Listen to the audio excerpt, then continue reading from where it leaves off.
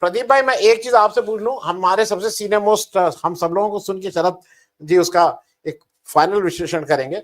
प्रदीप भाई ये बताइए, एक तो मैं एक दीपक जी, मैं एक दर्शकों को एक सूचना दे दूं, ये वही बीएसएनएल है जिसको आपने मारपीट करके बिल्कुल पीछे धकेल दिया है। आज कोई लेकिन जब इसरो का चंद्रयान जाता है, चंद्रयान 3 अंतरिक्ष में, तो उसके कनेक्टिविटी की जिम्मेदारी बीएसएनएल को दी जाती है, क्योंकि रिलायबल वही माना जाता है, रिलायबल वही माना जाता है। और ये हम सबके लिए, फिर मैं कहता हूं कि बीएसएनएल जितना स्टेबल और ठीक है उतना दूसरे नहीं है, दूसरे सिर्फ व्यापार करने आए। प्रदीप जी, मैं एक चीज, आपका वक्तव्य तो आप बताइएगा, कल की जो वो होगा, आज जो मोदी जी बोल रहे हैं उसमें अगर आपको कुछ सब्सटेंस मिला हो। वो पानी एक दाल में होता है ना, उसमें ढूंढना पड़ता है दाल कहाँ, केवल पानी ही पानी दिख रहा है। मैं लेकिन एक तरफ से मैं एक चीज और देख रहा हूं, मैं प्रदीप जी दो लोगों की बात सिर्फ करूंगा, शिवराज सिंह चौहान और राजनाथ सिंह जी। और मैं इनकी बात इसलिए कर रहा हूं, ये लंबे समय तक इन लोग चीफ मिनिस्टर रहे हैं। राजनाथ सिंह लंबे समय तक अध्यक्ष रहे हैं, राष्ट्रीय अध्यक्ष रहे हैं, केंद्र में मंत्री रहे हैं। कल इन लोगों ने जो दो बातें कही, शिवराज सिंह चौहान जी ने एमएसपी की बात की उठ के, और राजनाथ सिंह जी ने अग्निवीर की बात की। मेरा अपना मानना यह है कि ये लोग मोदी जी को और तंग करने के लिए कहे। एमएसपी पे बोलने का मतलब है, आप ये बताइए, अगर आज एमएसपी पे कोई बोल रहा है तो इसका मतलब मोदी जी के पास जवाब दे और घेर रहा है। मेरा निश्चित मान्यता है कि शिवराज सिंह चौहान, वो जो होता है ना, आपके बड़े दोस्त बन के होता है कि ऐसे भैया ऐसे दोस्तों से दुश्मनी भले हैं, वो दोस्ती के नाम पे एमएसपी पे वो और उठा गए। राजनाथ सिंह, सबको पता है कि अग्निवीर बिल्कुल टोटल फेल्योर स्कीम है। राजनाथ सिंह ने 158 ग्रुपों से बात की सेना को छोड़ के, उन्होंने बाकी 158 किनसे बात की वो है, लेकिन सेना से बात नहीं की। तो आपको कहीं नहीं लगता है कि ये एक टैक्टिकल, ये लोग, अच्छा ये लोग इनोसेंट लोग नहीं है, ये लोग मंत्री रहे हैं, मुख्यमंत्री रहे हैं, बड़े बड़ों को वो चराया है। मेरा अपना मानना यह है कि इन्होंने चलते चलते, सब लोग एक धक्का दे रहे थे तो ऐसा धक्का दिया जिससे पता ना लगे, ये लगे कि आप बहुत वो कर रहे हैं, मदद कर रहे हैं, लेकिन एक धीरे से इन्होंने भी धक्का मोदी जी को देने की कोशिश की है। इस पे भी एक छोटा सा अगर आप वक्तव्य दे देंगे प्रदीप जी, और बाकी कल और आज में जो हुआ है। प्रदीप भाई। देखिए आनंद भाई, सभी लोगों को नमस्कार, खासकर शरद भाई और सुनील जी को भी नमस्कार। शिवराज चौहान की मजबूरी है। आपने कुछ दिन पहले उनके बेटे का बयान सुना था ना, कि पूरी दिल्ली उनके आगे नतमस्तक होती है। तो अपने आप को दिखाना तो था संसद टीवी में, जब रिजिजू, अनुराग ठाकुर, अब ये लोग खड़े हो जाएंगे तो उनको भी खड़े होना था, एक चेहरा दिखाना था कि देखिए उन्होंने भी टोका था। वो तो उनकी अब वो मजबूरी है कि उनको अपना सर्वाइवल के लिए इस तरह की चीजें करनी पड़ेंगी। और रही बात राजनाथ की, मुझे ऐसा लगता है कभी कभी कि राजनाथ विद इन बीजेपी राष्ट्रपति हैं। राष्ट्रपति जैसे एक स्टैंप रखी हुई है ना, कि भाई जब जरूरत पड़ी उनको, उनका पद है, उनको दिखाते हैं आगे, उनके मुंह से इमरजेंसी वगैरह सारे शब्द निकलवा देते। With in BJP Rajnath Singh है कि कहने को तो नंबर 2 है, लेकिन उन्हें तभी इस्तेमाल किया जाता है जब कोई शील्ड चाहिए हो आगे, जब प्रधानमंत्री को बचाना हो। तो Rajnath Singh with in BJP जो है, एक राष्ट्रपति का पद उनके पास है। और अभी मैं जैसे सुन रहा, अभी मैं देख रहा हूँ ट्विटर पे, तो प्रधानमंत्री अब रिडिक्यूल करने पे उतर आए हैं, जो राहुल गांधी को अक्सर करते हैं, कि बच्चे जो है वो मन बहलाने के लिए शोले फिल्म का मौसी वाला सीन दिखा रहे हैं कि देखिए मौसी 3 बार हार गए तो क्या हुआ, पार्टी तो जिंदा है। बच्चे जो है वो एक एग्जांपल दे रहे हैं कि एक बच्चा खुश हो रहा है कि 99 मेरे मार्क्स आ गए हैं, मैं सबसे टॉप हूँ। टीचर बता रहा है कि वो 100 में से नहीं 543 में से है, तो ऐसे बुद्धि वाले बच्चे को क्या कहा जाए। इस तरह की रिडिक्यूल, ये क्या है? ये तो एमेच्योर पॉलिटिशियन जिस तरह है ना, आप समझ, जो आपने बात कही कि मुद्दे नहीं है। कल राहुल गांधी ने इतनी लंबी फहरिस्त रखी आपके सामने मुद्दों की। आप मणिपुर छोड़िए, मणिपुर में नहीं बोल रहा, अलग बात है, कम से कम उनमें से आधे सवालों का तो जवाब दीजिए। उन्होंने कोई ऐसी बात राहुल गांधी ने नहीं कही जो फैक्चुअल नहीं थी या जो आउट ऑफ कॉन्टेक्स्ट थी। उन्होंने नीट से लेके मणिपुर तक और जितने भी इशू उठाए सारे जेन्युइन इशू थे, जेन्युइन सवाल थे। महंगाई, बेरोजगारी पे आज भी वो मुझे कोई शब्द नहीं सुनाई दिया अब तक तो, बल्कि मोदी जी का वो पहले वाला भाषण याद आता है जब मनमोहन सिंह थे कि भाई मोदी, महंगाई पे तो मौ भी नहीं निकलता, इनके मुंह से भी नहीं निकल रहा, ना मणिपुर पे मौ निकल रहा है, ना महंगाई पे मौ निकल रहा है। रही बात आज के मोदी जी के भाषण की और कल के राहुल जी के भाषण की, आज से 10 साल बाद, 20 साल बाद भी देखेंगे तो क्लियर दिख रहा है कि Rahul Gandhi scored a century, और ये मेरे ख्याल से 5 या 6 पे आउट हो गए हैं। इनके पास इससे ज्यादा स्कोर नहीं है।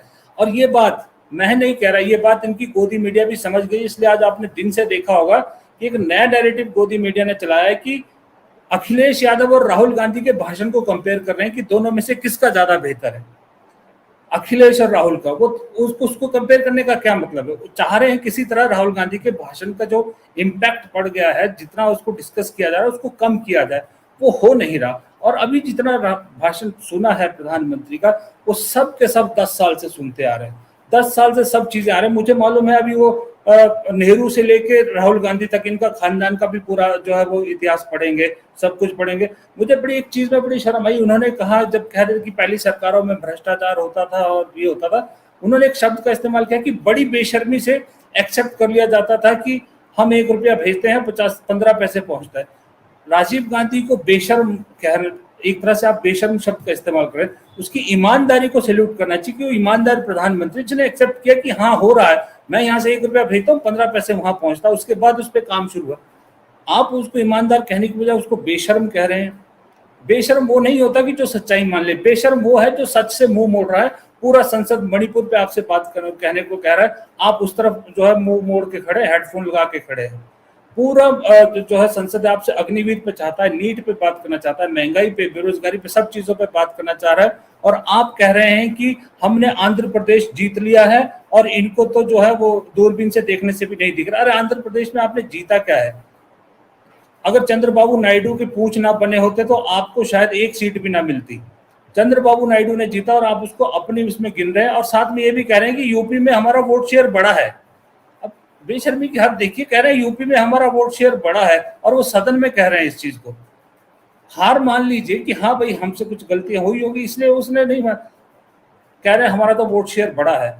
कांग्रेस की गिनतियां गिन रहे कि इतने जगह पर आपके 0 सीट निकली, इतने कुछ है। तो दरअसल ये सारी जब आप कंपैरिजन करोगे, देखिए कल मेरे से बहुत सारे वरिष्ठ लोगों ने कहा, शायद शरद जी भी इस बात पे एग्री करें, कि जो वाजपेयी का भाषण था जो 13 महीने की सरकार गिरी थी, और उसको कल के राहुल गांधी के भाषण के साथ बहुत सारे लोगों ने कंपेयर किया कि एग्जैक्टली उतना ही इम्पैक्टफुल भाषण था जितना वाजपेयी का था। तो अब जब आप उस चीज को कंपेयर कर रहे हो, बराबरी पे मान रहे हो, तो आप आज प्रधानमंत्री चाहे कुछ बोल लेते, जब तक वो राहुल गांधी के सवालों पे कोई जवाब नहीं, अगर मणिपुर पे कुछ कह देते, अगर नीट पे कुछ कह देते, अगर वो अपने बायोलॉजिकल वाले पे कुछ कह देते, तब बात समझ में आती कि हाँ करारा जवाब दिया, सही जवाब दिया। वो तो सारे सवाल अवॉइड कर दिया आपने। आप अपनी जो कहानी, रटी रटाई कहानी है उसी को लेकर आए। और दूसरी बात, कल कई चीजें मुझे ऐसा लगता है आनंद भाई की, छोटा सा मैं कहूँगा, राहुल गांधी ने कुछ ऐसे इश्यूज उठाए जो हम लोगों ने मोटी मोटी चीजें देखी, पर छोटे छोटे चीजें उसमें नहीं देखे। आपने देखिए, उन्होंने जब एक छोटी सी बात कही कि हम आपको अगली बार गुजरात में हराएंगे, उन्होंने ये नहीं बोला कांग्रेस हराएगी, उन्होंने कहा इंडिया अलायंस आपको हराएगा।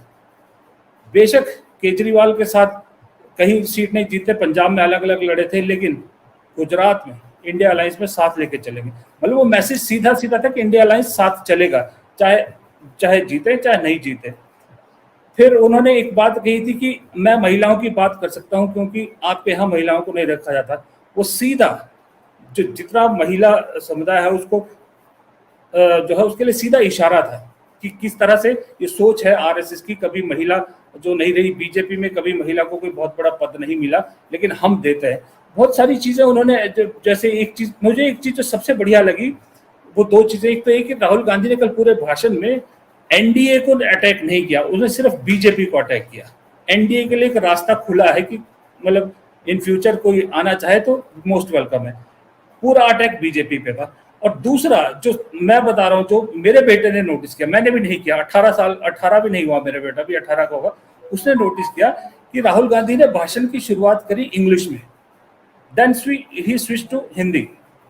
तो उसने एक चीज नोट की, कहते पापा जब ये इंग्लिश में बोल रहे थे चीजें तो बायोलॉजिकल वगैरह सब तब भी बोल रहे थे, तब सामने से कोई नहीं उठा। जैसे ही हिंदी में बोलना शुरू किया सामने से सारे फिर खड़े हो गए। मैंने कहा ये जो फ्रंट बेंच पे बैठे हैं ना, ये इंग्लिश में जरा ज्यादा टाइट है, हालात टाइट है।